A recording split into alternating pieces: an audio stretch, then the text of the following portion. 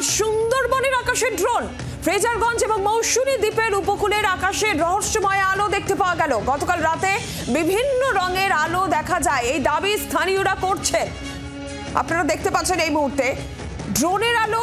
স্থানীয় বাসিন্দারা এমনটাই অনুমান করছেন, 2 থেকে 3টি আলো দেখা গিয়েছে বলে স্থানীয়রা দাবি করছেন। বিভিন্ন রঙের সেই আলো দেখতে পাওয়া গিয়েছে, যেটা স্থানীয়রা দাবি করছেন। আপনারাও দেখছেন এই মুহূর্তে ড্রোনের আলো এগুলো, এমনটাই স্থানীয়রা অনুমান করছেন। 2 থেকে 3টে বিভিন্ন রঙের আলো দেখতে পাওয়া যায় সুন্দরবনে। পুলিশকে বিষয়টি জানানো হয়েছে। সুন্দরবন পুলিশ জেলার এসপি কোটেশ্বর রাও যেটা জানাচ্ছেন, এরকম একটা খবর তিনি পেয়েছেন, বিষয়টিও খতিয়ে দেখছে পুলিশ।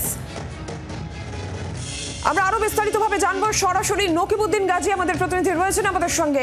নকিবউদ্দিন, গোটা বিষয়টা ঠিক কি ঘটেছে? কারণ স্থানীয়রা বলছেন 2 থেকে 3 রকমের আলো, রঙের আলো দেখতে পাওয়া গেছে, ড্রোন। আমরা কিছুটা ছবি দেখলাম, পুলিশ কি বলছে?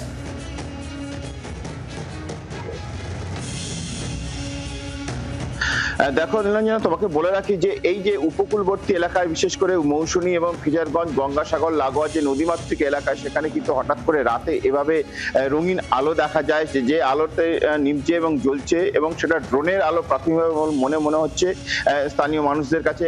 সেই কারণ যে রাতে এভাবে একটা নয় একাধিক এরকম ঘোরাঘুরি করার ফলে কিন্তু স্থানীয় মানুষরা বেশ কিছু মোবাইলে তারা ছবিও তোলে। এর ফলে কিন্তু ইতিমধ্যে একটা আতঙ্ক ছড়িয়ে পড়ে। এই ঘটনা কিন্তু ইতিমধ্যে পুলিশ প্রশাসনের কাছে যাওয়ার পরে কিন্তু এই ঘটনা বিষয় নিয়ে কিন্তু তদন্ত শুরু করেছে, এবং ফ্রেজারগঞ্জ যে উপকূলবর্তী এলাকার থানা আছে সেই থানাগুলোকে বলা হয়েছে বলে এমনটাই জানা যাচ্ছে। সুন্দরবন পুলিশ জেলার পুলিশ সুপার এমনটাই নির্দেশ দিয়েছেন, এবং বিষয়টা কি এবং সেটা খতিয়ে দেখার আশ্বাস দিয়েছেন, এবং এটা কিসের আলো এবং কোত্থেকে এলো বা এটা কিভাবে এলো সেটা কিন্তু তারা নজরদারি রাখছে বলে এমনটাই জানা যাচ্ছে।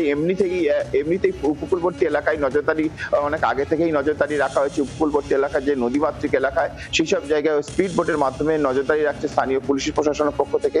ফলে এই বিষয়টাকে নিয়ে ইতিমধ্যেই কিন্তু সাধারণ মানুষের যাতে আতঙ্কিত না হয় সেই কারণে বলেছেন যে এই বিষয় নিয়ে আতঙ্কিত হওয়ার কোনো কারণ নেই। এই বিষয়টা নিয়ে আমরা দেখছি, পুলিশ প্রশাসন এটা দেখছে বলে এমনটাই আশ্বাস দিয়েছে বলে জানা যাচ্ছে। নকিবউদ্দিন, ধন্যবাদ তোমাকে। বাংলার আওয়াজ, বাঙালির আবেগ, জি 24 ঘন্টা।